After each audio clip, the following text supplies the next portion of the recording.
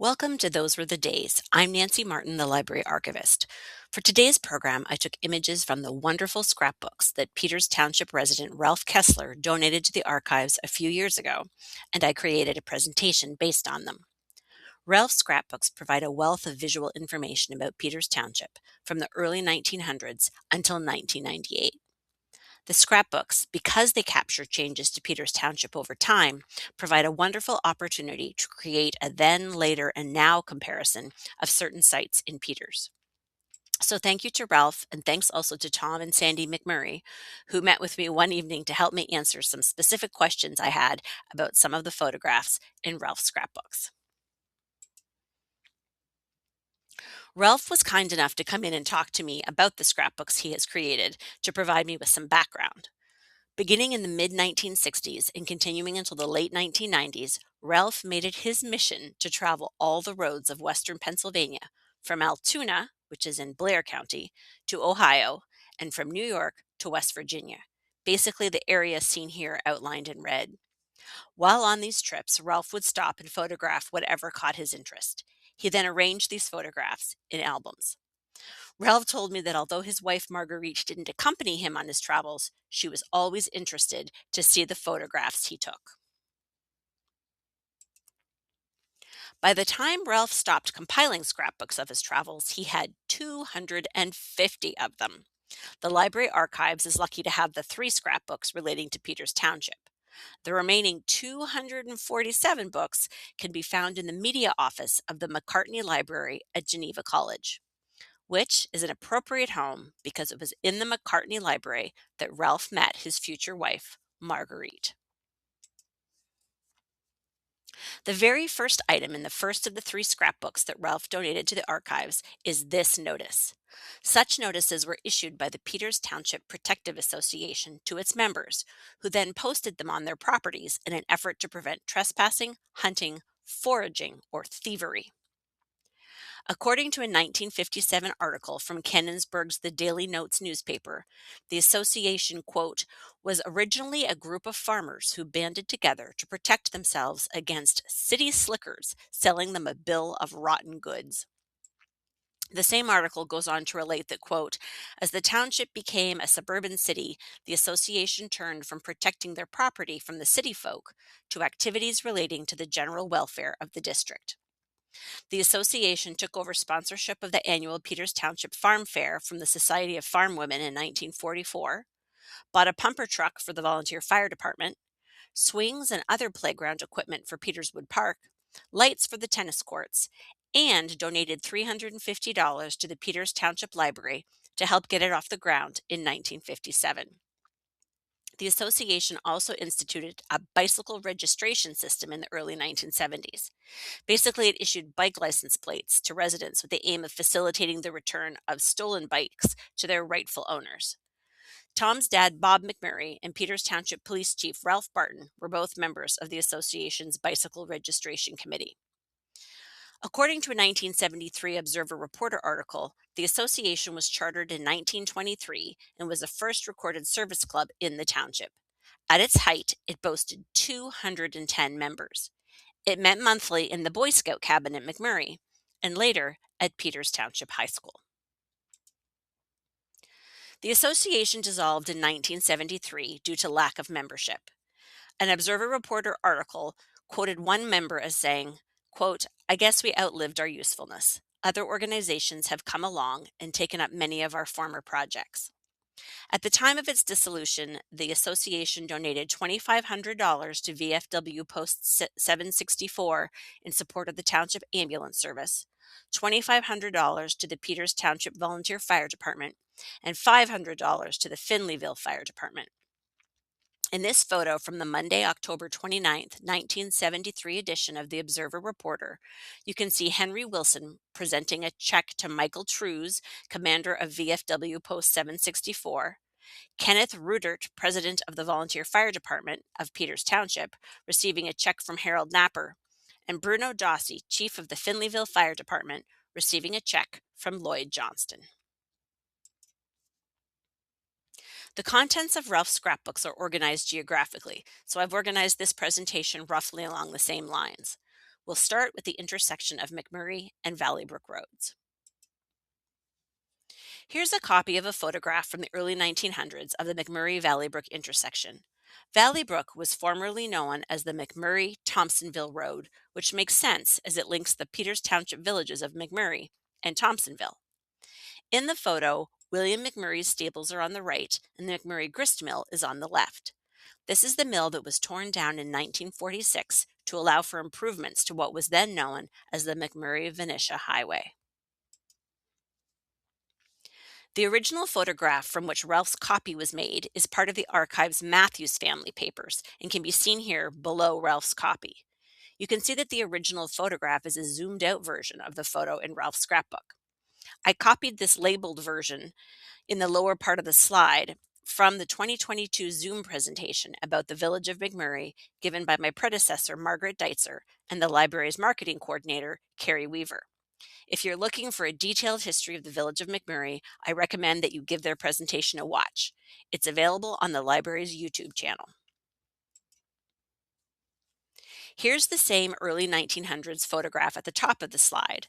The lower photo is of the same intersection taken from a similar viewpoint by Ralph in 1981. McMurray Road is in the foreground and Valley Brook Road is off to the right. When I met with Tom McMurray, he told me to think of the Super Shears building in the bottom slide as being the location of the storage barn in the upper picture, and the white car in the background, not the one on the bridge, as being at the location of the former McMurray stables. As can be seen in this slide, Ralph labeled many of the photographs in his scrapbook with dates and identifying information. Here's a photo of the McMurray stables taken from Ralph's scrapbooks. According to the Village of McMurray presentation by Margaret and Carrie, the stable belonged to Hervey's son William and was torn down in the 1930s. I have some evidence, however, that may contradict that assertion. More on that in a bit. Now we'll move on to the dairy bar. Again, there's a wonderful Stories from the Archives Zoom presentation by Margaret and Carrie all about the dairy bar. It, like the presentation about McMurray, is also available to view on the library's YouTube channel. Here you can see the I.W. Simpson and Son blacksmith shop at McMurray. Isaac Wycliffe Simpson is on the left with his sons Frank and Guy. I believe a corner of the Simpson house can be seen to the right of this photo. It's my understanding that the location of the blacksmith building seen here was later the site of the McMurray barbecue and later still of the dairy bar. The land owned by the Simpsons at the intersection of East McMurray and Valley Brook Roads can be seen circled in red on this farm line map from 1911. The property can be more easily seen in this zoomed in version of the image. It took me some time to orient myself, but I think I did, and I think the Simpson house is the rectangle highlighted by the yellow arrow, and the Simpson blacksmith shop, later a garage, is the rectangle highlighted by the red arrow. Here from Ralph's scrapbook is a 1920s photograph of the Simpson home and the gas pumps in front of the family's garage on McMurray Road. Unfortunately, Isaac Simpson died of pneumonia in 1923. 5 years later, in 1928, the Simpson family's property was sold at sheriff's sale, at which time their garage/gas station became the McMurray Barbecue Building. And here's a photograph of the Simpson house and updated gas pumps in 1980, taken by Ralph, with the 1925 image of the house and pumps inset for comparison. In the 1980 photo, the dairy bar is off to the left where the cars are parked. Here, in a 1982 photo taken by Ralph from across McMurray Road, we see the former Simpson house, the gas pumps, and the dairy bar from a different perspective. And here's a 1985 photograph of Ralph's of the dairy bar and gas pumps.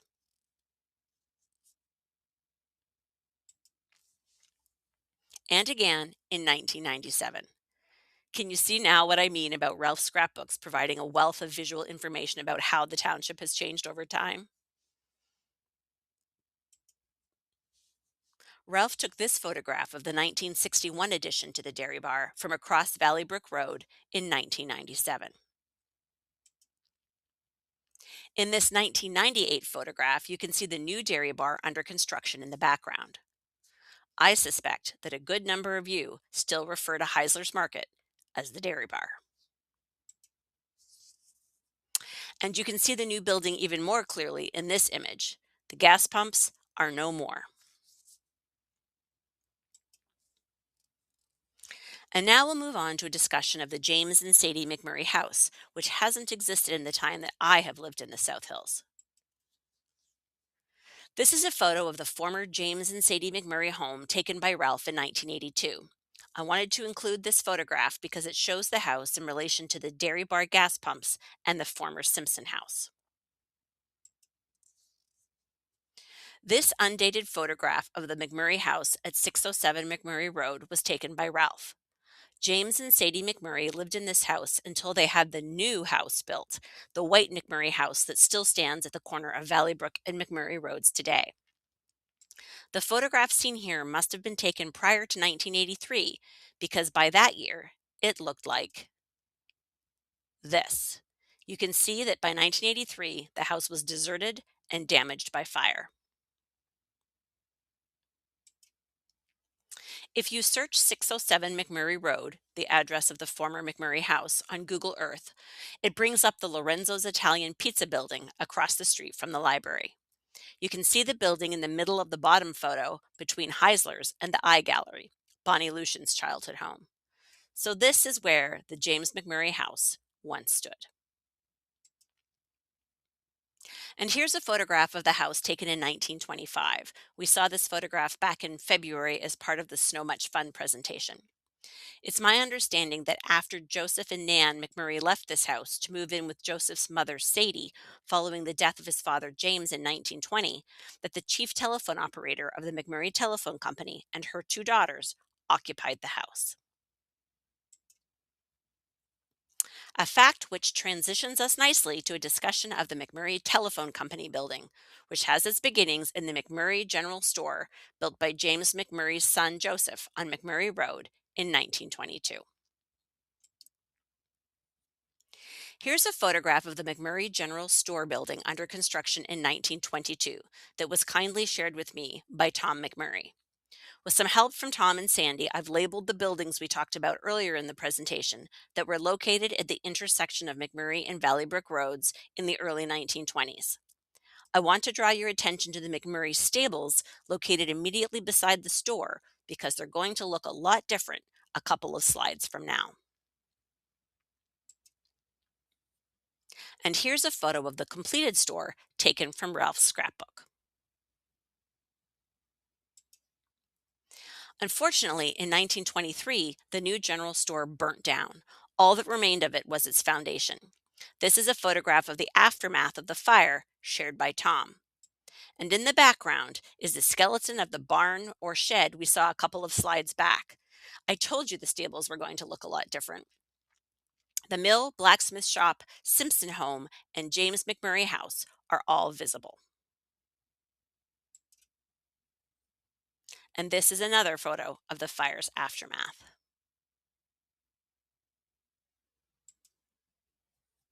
I want to return for a minute to the store before it was destroyed by fire to highlight Ralph's label, which notes that the Simpson blacksmith shop can be seen in the background of this image. I wanted to point that out because Joseph decided not to rebuild the store, but instead built and operated the McMurray Telephone Company on the former store's foundation. The company was later bought by Bell Telephone, who then leased the building from Joseph. Here we have a photograph of the almost identical view shown in the 1922 photograph that was taken in the 1940s or 50s, showing the McMurray Telephone Company building in the foreground and, in the background, the McMurray Barbecue building on the site of the former blacksmith shop. And here we have a similar view again, this time taken in 1996, of the old telephone building with what had become the McMurray Dairy Bar beyond it. This photo was taken by Ralph at the time of the reconstruction of the McMurray Valley Brook intersection that took place in 1996 and 1997. And here's a photo of the former telephone building from 1982 when it housed Super Shear's hair salon. I've been told that prior to the hair salon, the building was the site of a pharmacy. By 1985, the building was home to both Super Shears and the Dairy Delight ice cream shop. And this is another photo of the building taken by Ralph 10 years later in 1995. Now onto the East McMurray overpass near the intersection of McMurray and Valley Brook roads. In the mid 1990s, big changes were ahead for the McMurray Valley Brook intersection. Here in this 1996 photo by Ralph, we again see the former telephone company building from the far side of the McMurray overpass. And here's the same photo taken by Ralph in 1996 that we saw earlier. In it, you can see that the old metal overpass has been removed and that construction equipment is on site. By 1997, a wide modern concrete overpass had replaced the previous narrow metal one, and the former telephone company building was no more. This is an image from Google Earth of the parking lot and stair access to the Arrowhead Trail that now occupy the spot where the general store turned telephone company, turned pharmacy, turned hair salon, and ice cream parlor once stood. To conclude today's program, I want to talk for just a couple of minutes about sites along Valley Brook Road. Here's a photo Ralph took of the Fritz Detling house at 331 Valley Brook Road in 1982. If you search the address 331 Valley Brook Road in Google Earth today, you discover that this new house now occupies the spot where the Detling farmhouse was. Ralph labeled the building in the 1986 photograph at the top of the slide as the Easton Plaza. So this housed the Easton Lumber and Builder Supply at 212 Valley Brook Road. It was located where the ballet school and Burn Boot Camp are now located, that has the trail parking and trail access in behind.